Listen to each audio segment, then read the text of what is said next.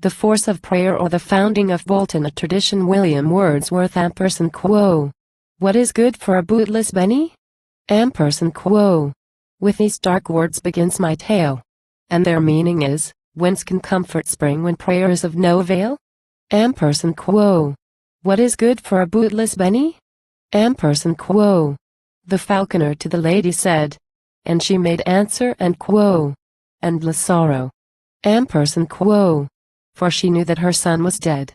She knew it by the falconer's words, and from the look of the falconer's eye, and from the love which was in her soul for her youthful Romilly. Young Romilly through Barton woods is ranging high and low, and holds a greyhound in a leash, to let slip upon buck or doe. The pair have reached that fearful chasm, how tempting to bestride. For lordly wharf is there pent in with rocks on either side. This striding place is called the Strid, a name which it took of yore. 1,000 years hath it borne that name, and shall 1,000 more. And hither is young Romilly come, and what may now forbid that he, perhaps for the 100th time, shall bound across the Strid? He sprang in glee, for what cared he that the river was strong, and the rocks were steep? But the greyhound in the leash hung back, and checked him in his leap. The boy is in the arms of Wharf, and strangled by a merciless force. For nevermore was young Romilly seen till he rose a lifeless corse. Now there is stillness in the vale, and long, unspeaking, sorrow. Wharf shall be to pitying hearts a name more sad than Yarrow.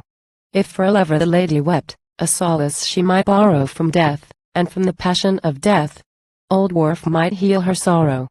She weeps not for the wedding day which was to be tomorrow, her hope was a further looking hope, and hers is a mother's sorrow.